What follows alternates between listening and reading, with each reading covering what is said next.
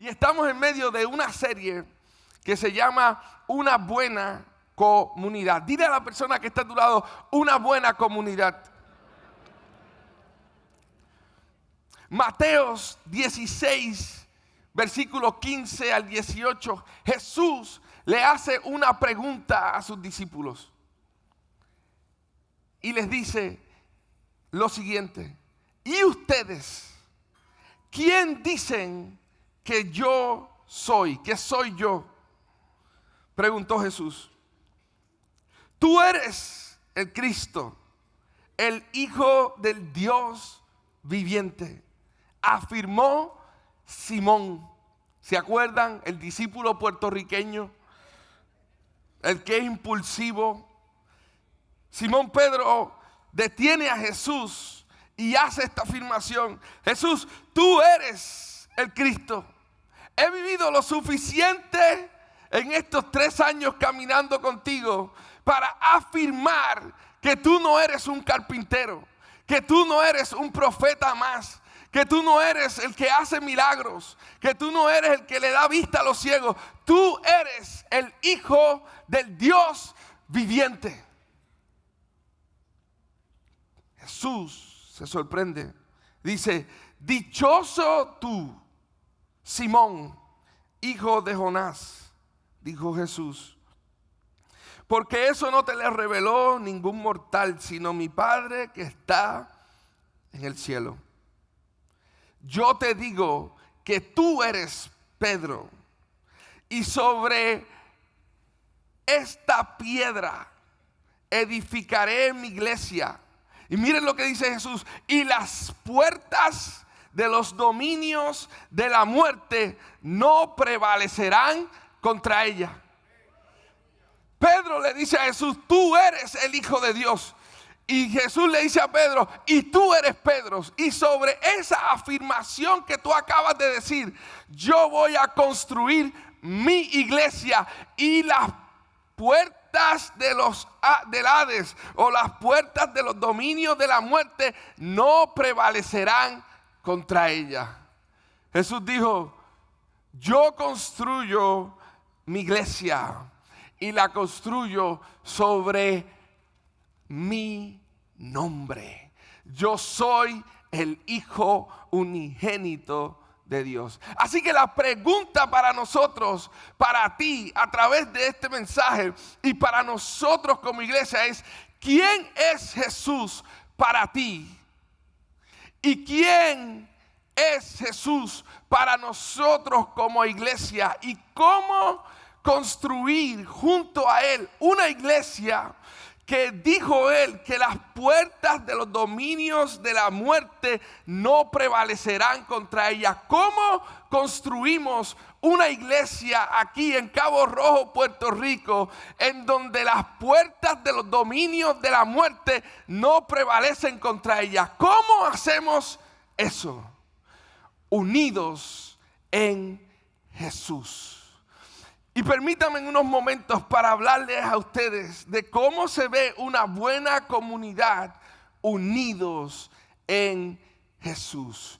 Cómo las puertas de los dominios de la muerte no prevalecen contra la iglesia que está unida en Jesús. Vivimos en la era de las divisiones. Nunca antes en la historia humana ha sido tan fácil permanecer divididos. Las redes nos conectan, pero también nos separan por algoritmos que solo muestran lo que confirman nuestras ideas. Quiero que sepas que tus redes ya te leyeron lo suficiente para mostrarte todo lo que tú piensas que está bien. Así que las redes nos dividen, porque no ponen a unos que piensan diferente conjunto con otros.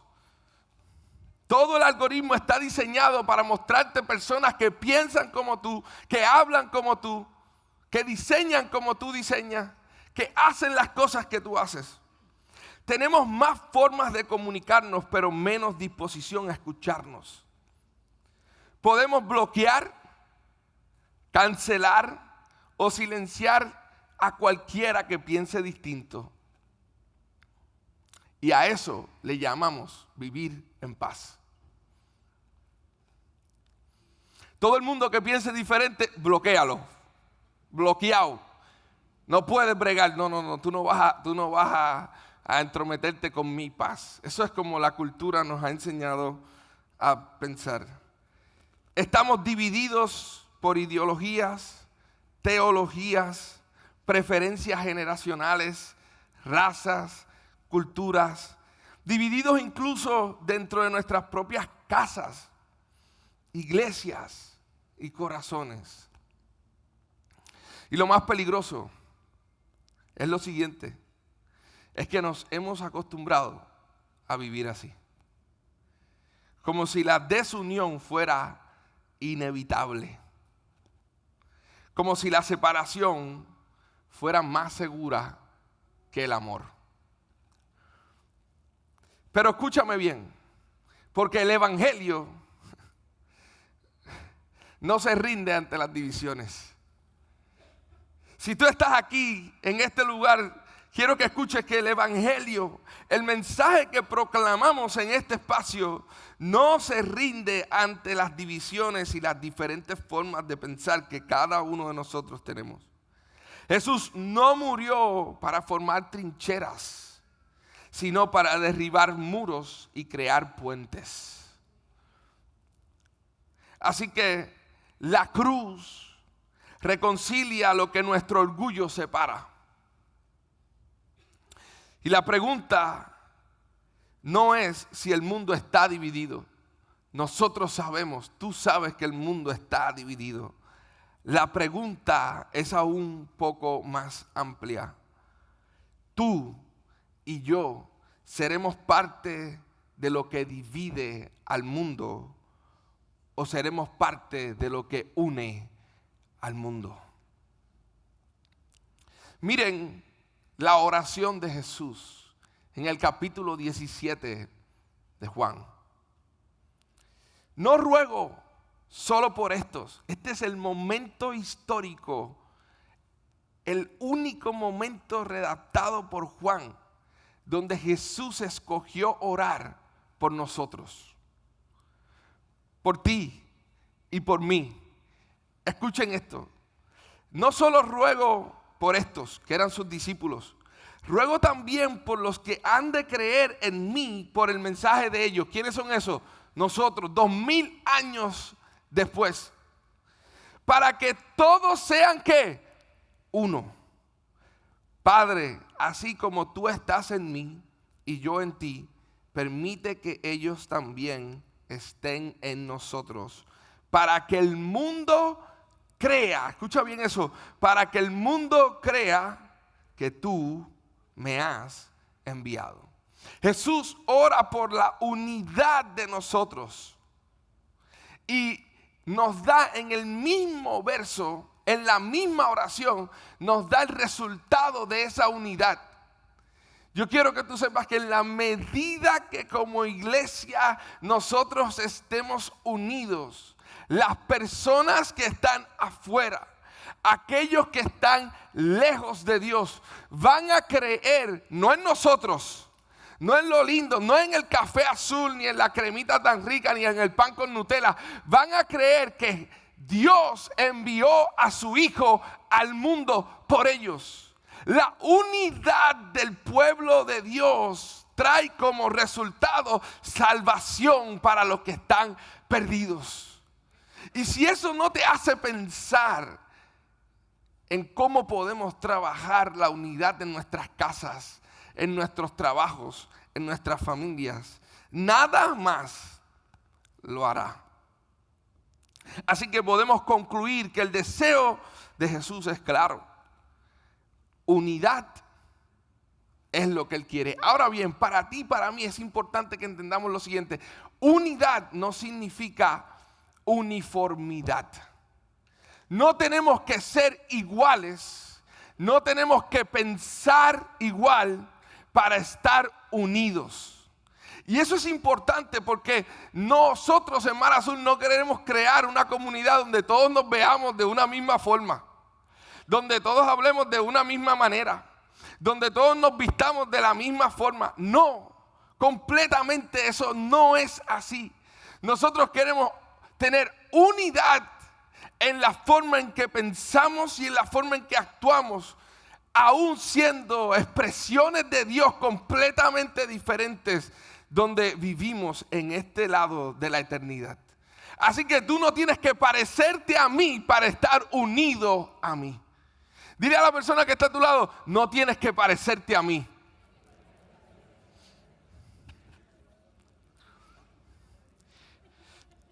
Una unidad profunda como la que existe entre el Padre y el Hijo. Entonces, ¿por qué seguimos divididos? ¿Por qué nos cuesta tanto unirnos? Tal vez porque hemos aceptado una falsa narrativa de nuestra cultura. Una idea que suena lógica, incluso a veces necesaria, pero que contradice la oración de Jesús para nosotros. Esta es la falsa narrativa que a veces nosotros hemos creído como una buena narrativa. Si no estamos de acuerdo, debemos separarnos. Si no estamos de acuerdo, debemos separarnos. Yo quiero que tú sepas que eso es completamente falso. Tu vida no tiene que ser así. Porque si no, del primero que te vas a separar es de tu esposo y de tu esposa.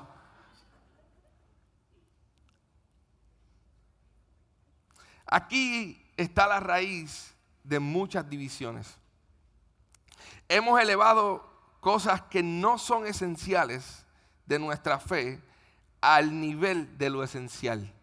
Y ahorita vamos a aprender qué significa lo esencial de nuestra fe y lo no esencial de nuestra fe. ¿Y qué podemos hacer ante esa realidad de nuestras vidas? No son grandes herejías las que nos separan entre el pueblo de Dios. No, sino las pequeñas diferencias en nuestros métodos. Porque esta iglesia hace esto de esta forma y esta otra iglesia la hace de esta forma, así que no podemos estar juntos. No podemos tener unidad. En la metodología, error, podemos tener unidad. Podemos tener unidad. En nuestras prácticas, en nuestra forma de adoración. En Mar Azul cantamos de una forma, lo hacemos de una forma. Y si usted va a una comunidad de fe y de pronto usted ve algo diferente, no se asuste. Simplemente encuentre unidad en lo central del evangelio, y en lo que no tenemos unidad podemos encontrar amor. Y ahorita vamos a aprender sobre eso. Pero no tenemos que sorprendernos y decir simplemente no podemos coexistir porque tú haces esto de esta forma y yo lo hago de esta forma. Podemos tener unidad en Cristo. Y eso hace que juntos podamos predicar a través de nuestra unidad, no a través de un mensaje, no a través de colaboración y ir a predicar a otras iglesias y hacer, no, a través de la unidad de propósito, de mente, de pensamiento, podemos predicar a Cristo como nunca antes. Y la Biblia dice, no dice la Biblia, lo dijo Jesús. Jesús dijo, si ustedes están unidos, yo voy a revelármele a las personas que están lejos. Y eso es importante para ti y para mí. Estamos divididos en nuestra forma, si algunos levantamos las manos, si algunos las dejamos abajo, si abrimos los puños, si hay gente que adora así como con puños de victoria, como si fueran revolucionarios. No hay problema con eso, amigos. Hermanos, entendemos eso. Bienvenido, tu forma, tu expresión es importante para el reino de los cielos. A algunos hombres se les hace difícil levantar las manos porque no son vulnerables todavía. Sienten que cuando están levantando las manos, dicen, ay Dios mío, yo nunca he levantado las manos ni en mi casa, nunca me he rendido ante mi esposa, me voy a rendir aquí en la iglesia. Imagínate eso. No, escúchame bien, nosotros queremos decirte que aquí puedes levantar las manos, no va a haber problema, no te vamos a juzgar, nadie te va a decir, te lo dije, viste, era esto. No. Queremos que puedas tener tu espacio. En los métodos de predicación. A veces vamos a lugares y decimos, no, ustedes predican de esta forma, ustedes hablan de esta forma, pues no podemos tener unidad en eso. Podemos tener unidad. En los métodos del bautismo, interpretaciones secundarias de textos complejos en la Biblia, posiciones en debates culturales entre la Escritura, en donde la misma Escritura nos da un margen para que podamos tener un poco de conciencia, de evaluación, de criterio propio. Lo que debería ser tratado con humildad y diálogo, lo hemos convertido en motivo de separación. Lo que debería llevarnos a aprender del otro, lo usamos para juzgarnos los unos a los otros. Si tú no vas a otra iglesia y decir, déjame qué puedo aprender de esta iglesia. Muchos de nosotros hemos aprendido a ir a otras comunidades de fe y a decir, déjame ver qué nosotros estamos haciendo mejor que ellos para sentirme superior a ellos. Error. Eso no es un pensamiento que está de acuerdo, alineado a lo que Jesús habló y a la forma en que Jesús nos enseñó. Sería hermoso, yo tengo un amigo que me dice, yo siempre voy a los lugares que Dios me permite y lo único que estoy mirando es aquella cosa que esa iglesia hace como ninguna otra iglesia que yo he visitado en mi historia. Y a mí me sorprendió y me dijo, ¿sabes qué? Te voy a copiar esa práctica. Dice, cada vez que yo vaya a una comunidad, en vez de enfocarme en aquellas cosas que están haciendo mal o diferentes a mí, voy a enfocarme en aquello que están haciendo bestialmente bien y celebrar eso, porque son parte del cuerpo de Cristo, son parte de mis hermanos en la fe y juntos construimos el reino de Dios aquí en la tierra y a través de nuestra unidad Dios se revela a aquellos que están lejos. Por eso podemos entender, nosotros decimos, bueno, pero es que así somos en Puerto Rico. No, escúchame, esto no es nuevo, no es que los puertorriqueños seamos así, ni los latinoamericanos seamos así. Esto es viejo. Pablo, en 1 Corintios, capítulo 1, versículo 10, les suplica a los hermanos de Corintios, de la iglesia de Corintios, y les dice lo siguiente: les suplico, hermanos, en el nombre de nuestro Señor Jesucristo, que todos vivan en armonía y que no haya divisiones entre ¿quién? Entre ustedes, sino que manténganse unidos en un mismo pensar y en un mismo propósito. Pablo empieza a revelar cómo se ve esta unidad.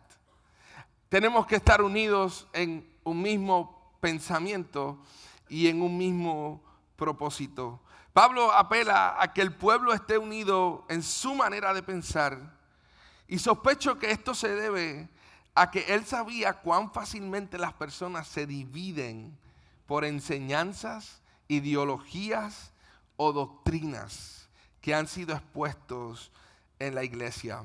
Él les ruega que estén de acuerdo unos con otros para que no haya divisiones entre ellos. Y esto nos lleva a la pregunta: ¿cómo podemos estar unidos en mente y pensamiento cuando claramente no estamos de acuerdo en cada punto de nuestra vida?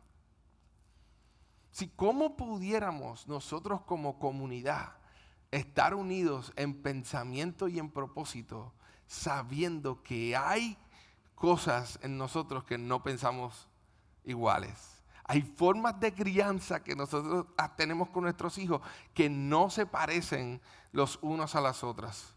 Hay formas en las que tú dices, bueno, esta es la forma en que yo me manejo fuera. Y tú dices, no, esta es la forma que yo me manejo. Aprendí de esta forma, aprendí de esta otra forma. Y no tenemos unidad. Pero ¿cómo tenemos un punto que nos una en propósito y en pensamiento? ¿Qué es ese punto? ¿Cuál es eso a lo cual Dios nos está invitando que podamos hacer?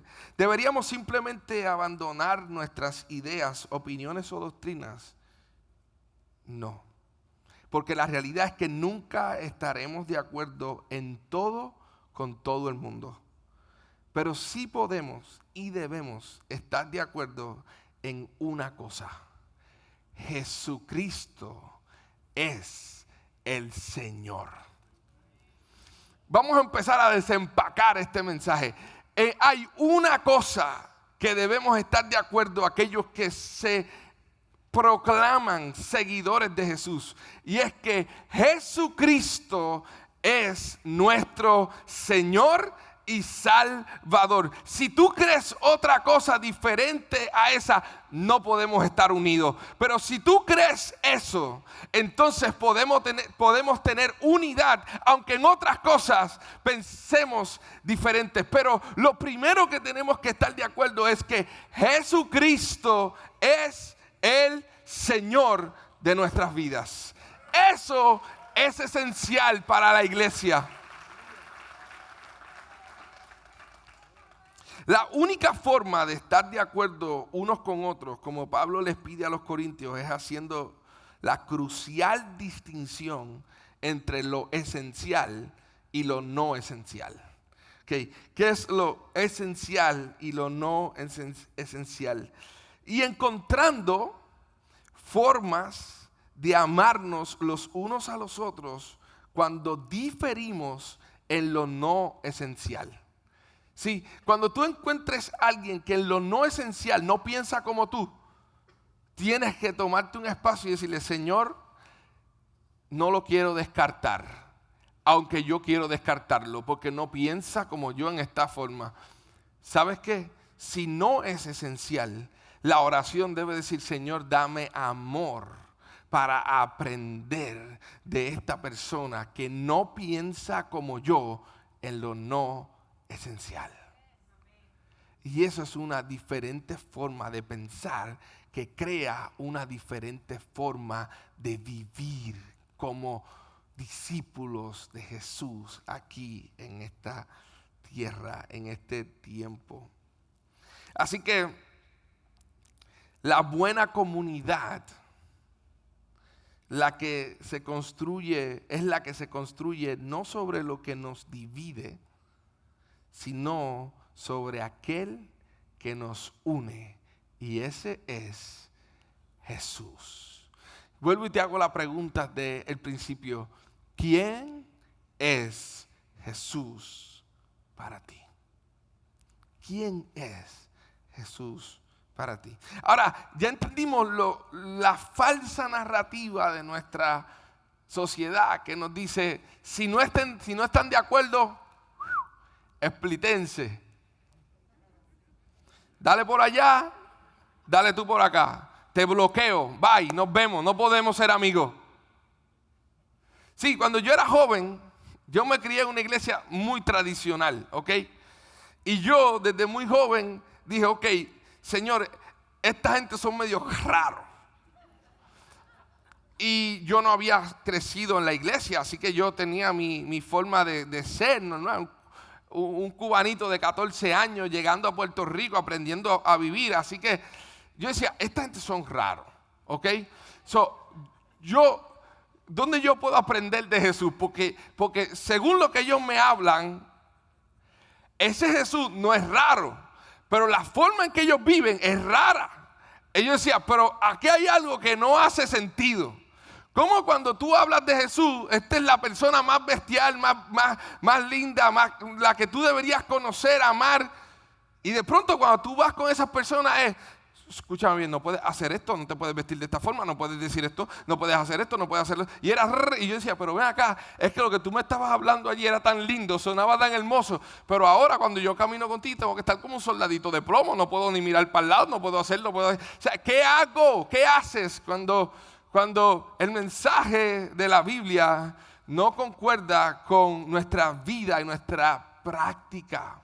Porque tenemos temor, porque tenemos miedo, porque no conocemos verdaderamente a Jesús. Conocemos de Jesús, conocemos la historia de Él, pero no conocemos su corazón para aquellos que están lejos y para aquellos que Él ha acercado a su casa.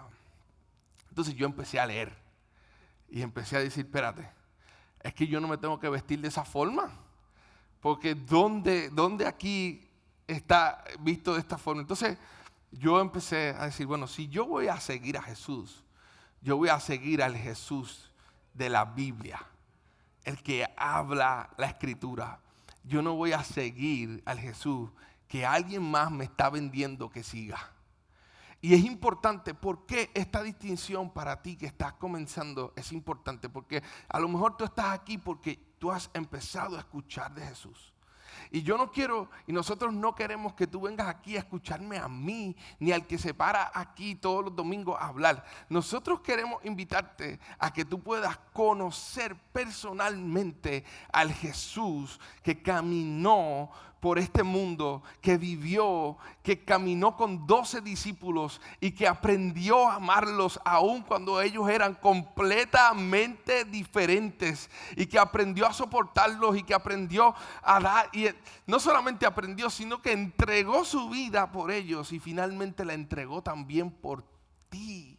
Y tú estás aquí aprendiendo de ese mensaje, y nosotros queremos decirte que hay mucho más de Jesús de lo que has escuchado, y nuestro deseo es que tú puedas comenzar ese camino de convertirte en un verdadero discípulo de Jesús, no por lo que otros te dicen a ti, sino por lo que aprendes de la Escritura, de esta palabra que está viva. Así que el segundo punto es el relato verdadero que nos une es el siguiente: Jesús es lo esencial. Jesús es lo esencial. En Efesios 4 leemos lo siguiente, dice: hay un solo cuerpo, un solo espíritu, así como también fueron llamados a una sola esperanza, a un solo Señor, una sola fe, un solo bautismo, un solo Dios y Padre de todos. ¿Qué está enfatizando Pablo cuando está diciendo esto? Pablo nos está recordando la unidad del pueblo de Dios, que dice: todos los creyentes son partes de un mismo cuerpo, todos los creyentes tienen un mismo Espíritu Santo, todos los creyentes profesan la misma fe. ¿En quién? En Cristo. Todos los creyentes han sido bautizados en esa fe. Y todos comparten un mismo Padre celestial. Todos somos hijos de nuestro Padre celestial. Así que en resumen, Pablo está hablando de la comunidad cristiana global. Que cuando tú llegas y tú dices: yo soy parte del cuerpo de Cristo, tú no eres parte de Mar Azul, tú eres parte de billones de personas alrededor del mundo que tienen el mismo denominador que tú tienes, y es que ellos han creído que Jesucristo es el Señor. Y hay indios, hay musulmanes, hay chinos, hay cubanos, venezolanos, colombianos, hay gente de todo el mundo que es parte de tu familia, porque creen exactamente lo esencial que tú crees: Jesucristo es el Señor. Pablo le dice a estos Gálatas lo siguiente: ya no hay judío ni griego, esclavo ni libre, hombre ni mujer, sino que todos ustedes son uno solo en Cristo Jesús. ¿Y por qué es importante que tú entiendas esto, amigo mío? Porque es lo esencial, lo que nos permite estar unidos. Y yo me gustaría que tú pudieras entender, porque nosotros decimos: sí, es Cristo el Señor. Pero tú estás ahí, tú no creciste en la iglesia, tú no sabes de qué rayo yo estoy hablando. Tú dices: Jesús, sí, el que murió el Señor, que mi abuelita me llevaba a la iglesia católica cuando era un niño. Sí, déjame explicarte lo que significa que Jesús es el Señor. Significa que Jesús es el Señor, que tú tienes un Padre celestial que te amó desde la eternidad. Y la Biblia enseña que Dios te amó y te ama. Y eso nosotros le llamamos en Mar Azul el Evangelio. El Evangelio es lo central que nos une a nosotros. Porque el Evangelio está anclado en la figura de Jesucristo, pero también está anclado en el amor irracional de un Padre Celestial que está loco por ti, que quiere que tú pases la eternidad de tu vida en este lado y en el otro lado de la eternidad junto con Él. Así que la primera verdad que ese Evangelio nos enseña es que Dios nos amó. Y Dios nos ama. Y escúchame bien, Dios te ama. Sí, tú que me estás escuchando, que a lo mejor dices, ya Dios me ama, pero es que yo soy infiel. Ya Dios me ama, es que yo soy un mentiroso. Ya Dios me ama. Sí, es que tú no sabes mi historia, ya. Dios me ama. Sí, déjame explicarte por qué yo te puedo asegurar que Dios te ama. En Salmos 36:7 dice lo siguiente: cuán precioso, oh Dios, es tu gran amor. Todo ser humano, escúchame bien, todo ser humano halla refugio a la sombra de tus alas. Dios te creó con intención porque Él te ama.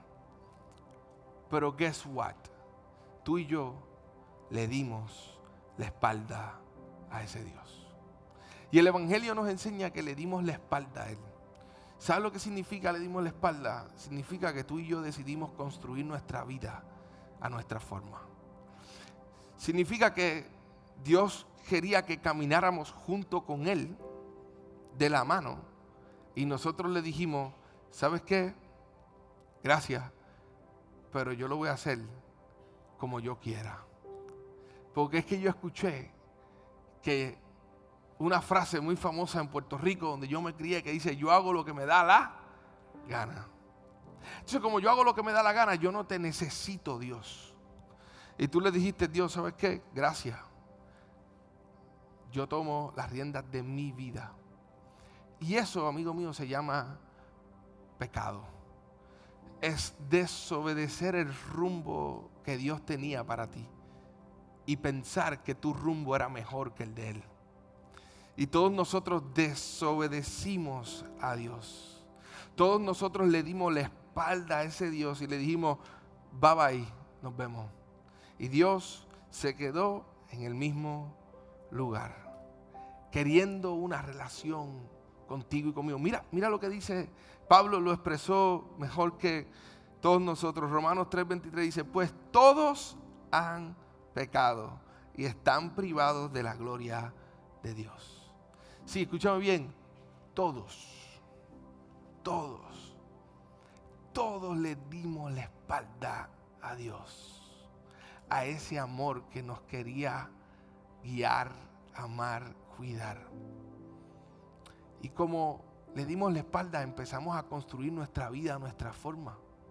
Y quizás tú estés aquí y ahora tú estés pensando en todas las decisiones que tú has tomado bajo tu propio riesgo, que han hecho dos cosas: han lastimado a personas que están alrededor tuyo, o personas que tomaron decisiones te han lastimado a ti.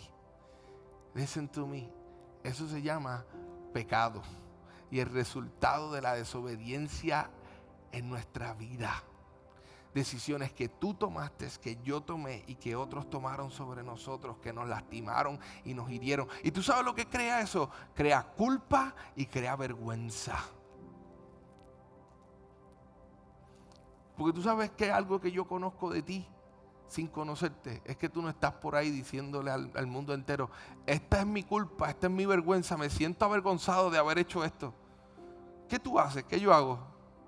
Me escondo, me pongo una máscara y le digo al mundo, todo está bien, yo estoy muy bien.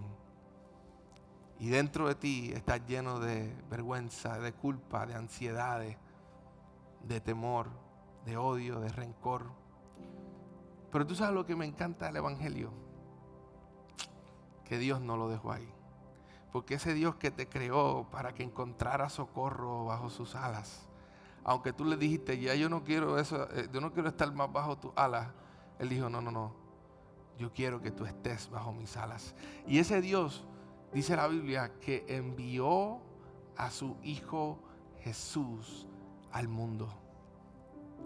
Esto no es un cuento de camino ni una historia romántica. Esto es una historia de salvación para ti.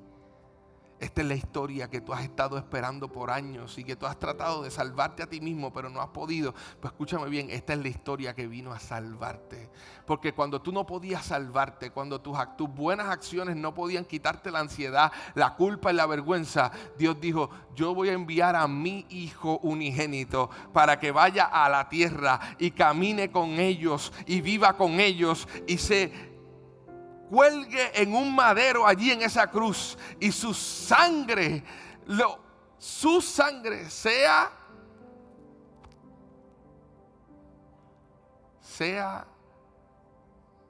el perdón de mis pecados, de mis faltas. Y allí un inocente entregó su vida para que tú dejaras de tener culpa y vergüenza. Y ahora Romanos 5:8 dice lo siguiente: pero Dios muestra su amor por nosotros en esto, en que cuando todavía éramos pecadores, Cristo murió por ti. Fíjate que no dice cuando tú arreglaste tu vida, cuando estabas bien, dice no, cuando aún eras pecador, Cristo murió por ti y por mí. El señorío de Jesús está en medio nuestro.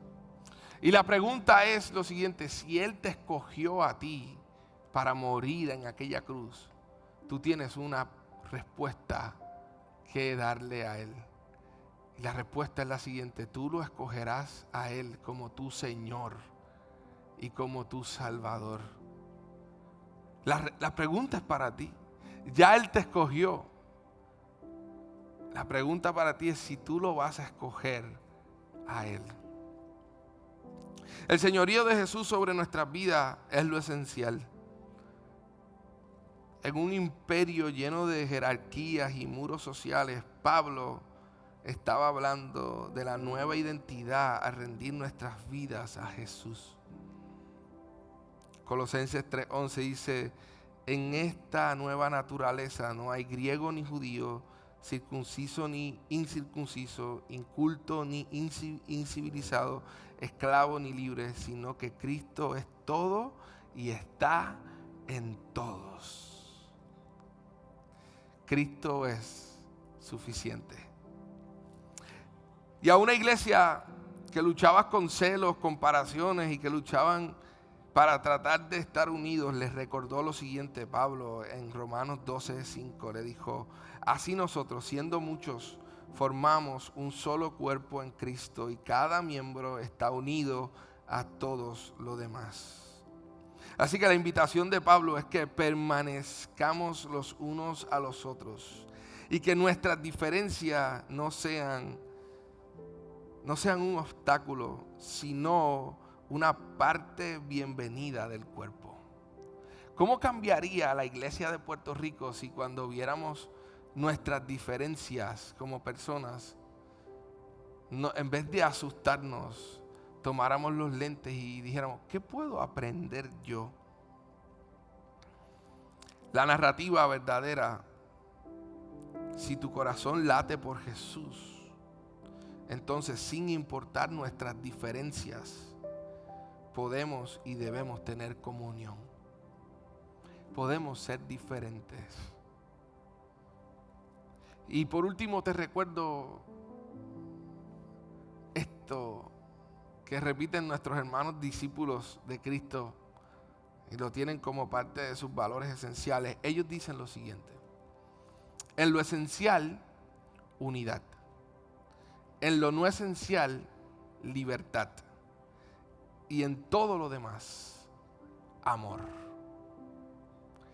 En lo esencial, Cristo es el Señor, unidad. En lo no esencial, libertad. Y en todo lo demás, amémonos los unos a los otros. Debemos aprender a amar cuando nuestras diferencias no son esenciales. El desacuerdo se ha tratado como una amenaza en lugar de una oportunidad para crecer en amor.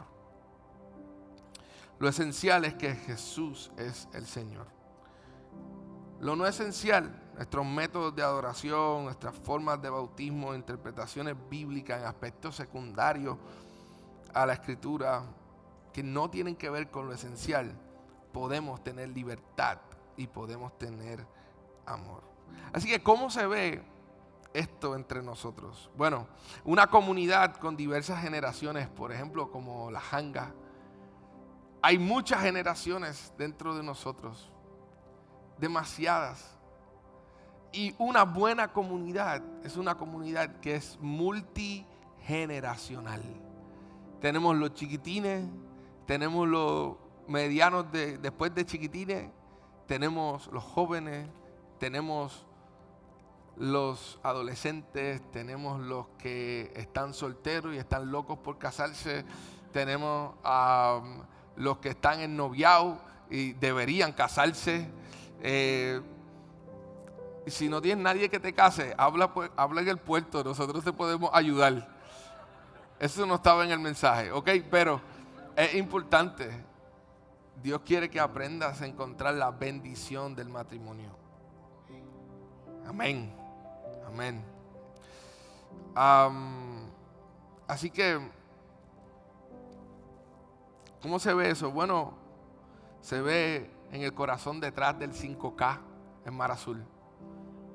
Vamos a correr con iglesias, con comunidades, con personas que no son parte de la iglesia, y nos une un propósito global, que es levantar el techo de esta cancha, pero también nos une el propósito por el cual cada uno de nosotros va a correr en ese 5K.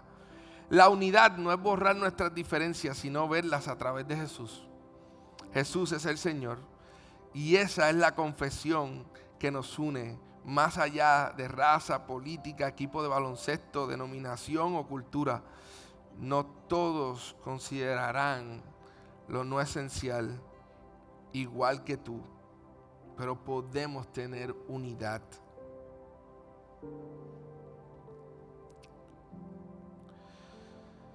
¿Cómo terminamos este mensaje? ¿Qué tal si te pones de pie ahí? Porque yo te he estado hablando de las relaciones, la iglesia, pero ahora me voy a atrever a tocar la puerta de tu sala. Y si no tienes puerta en tu sala, no te preocupes. Te toqué la puerta de tu casa y te pedí que nos pudiéramos tomar un café. Y mientras tú preparas ese café y yo me siento, yo quisiera invitarte y tornar este mensaje hacia ti y hacia tu vida desunida, hacia tu vida dividida.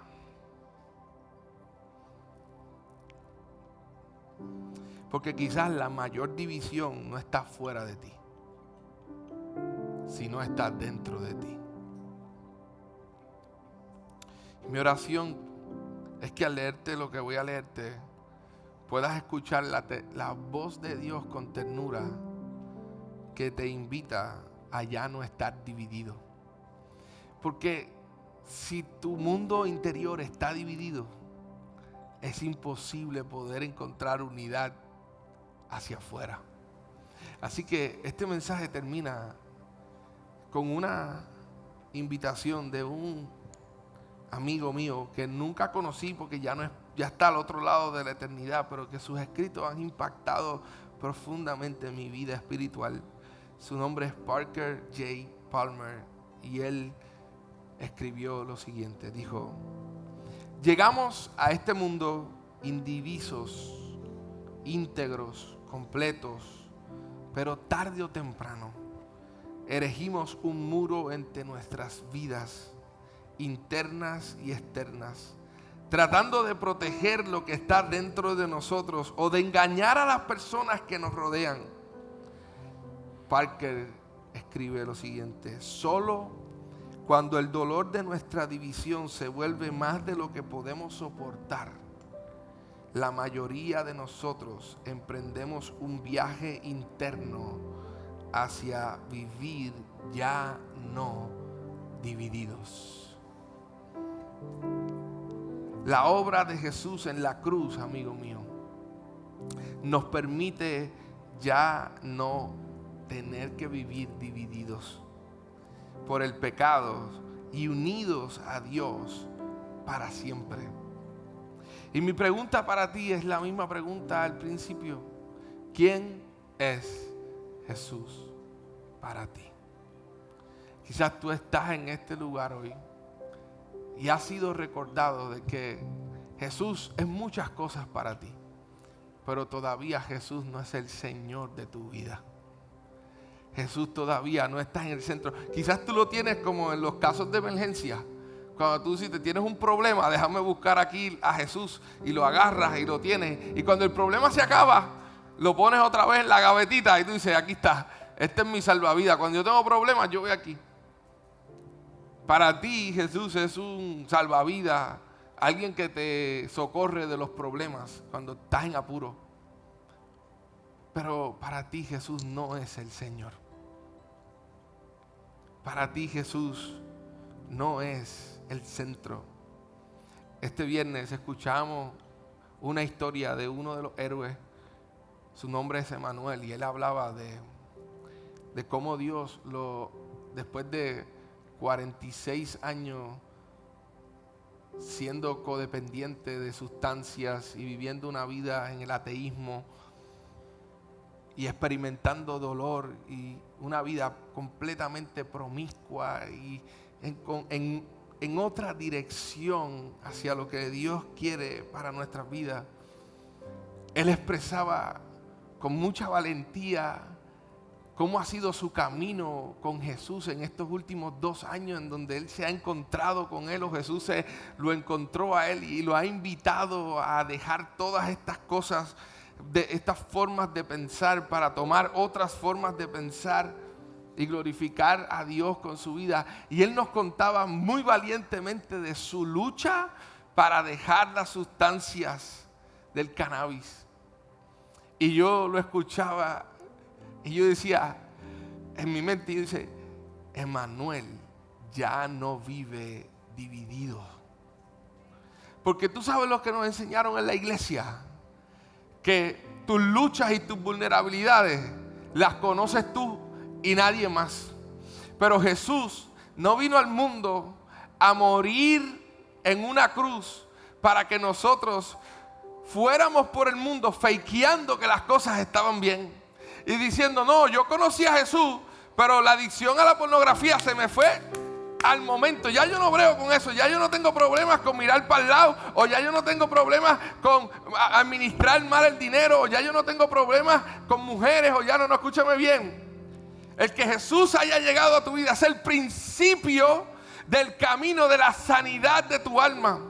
Y es el mensaje grande para ti y para mí, de que ya no tienes que vivir escondiendo lo que te avergüenza y lo que te trae culpa, sino que puedes en libertad hablar y decir, ¿sabes qué? Estas son mis luchas, y mis luchas no son mi identidad, porque mi identidad ya no está en la sustancia, ni ya no está en las mujeres, ni en la vida hacia otro lado. Mi identidad está en Cristo, y Cristo es suficiente, y Él es el Señor de mi vida. Y ¿sabes qué? Me caí, pero ahí está Cristo para levantarme, porque Él es mi centro. Y si Él es mi centro, puede caerse el mundo, puedo morir en el intento, pero Él ha prometido sanarme en este lado de la eternidad o en el otro lado de la eternidad. ¿Quién es Jesús para ti? ¿Qué tal si cierras tus ojos? Señor, yo te doy gracias por este mensaje, porque tú eres suficiente y porque nos invitas a ya no vivir divididos. Nos estás invitando a abrazar lo esencial y a encontrar amor en lo no esencial en nuestras vidas como discípulos. Jesús, de una forma muy amorosa te pido que mientras escuchamos esta adoración, esta canción, tu Espíritu Santo nos hable al corazón, nos susurre al interior de nuestras almas y nos invite a vivir ya una vida no dividida. No tenemos que avergonzarnos por nuestro pecado, porque tú pagaste con tu vida y a precio de sangre nuestra sanidad. Y aunque para algunos de nosotros esa sanidad todavía no es completa, o a veces pareciera ser que es muy difícil y que no va a llegar, tú les recuerdas al corazón de aquellos que has llamado tus hijos. Les recuerdas y les dices: yo estoy contigo en medio de la circunstancia, en medio de la lucha. No tienes que esconderte, no tienes que ponerte una máscara. Puedes expresar con libertad que mi amor para ti no depende de tu debilidad, sino depende de tu rendición a mí diariamente. Jesús, invita a alguien hoy con tu amor incondicional, con tu amor iniciador, a recibirte, a ponerte en el centro, a sacarte de la gaveta cuando te necesitan o en momentos de desesperación. Invita a alguien hoy a ponerte, a escogerte a ti como Señor y Salvador de nuestras almas. Invita a alguien que hoy se siente perdido a aceptar tu invitación de regresar a casa. Señor, mientras cantamos, abrimos este espacio para ser abrazados por ti. En el nombre de Jesús. Amén. Y lo que vamos a hacer es lo siguiente.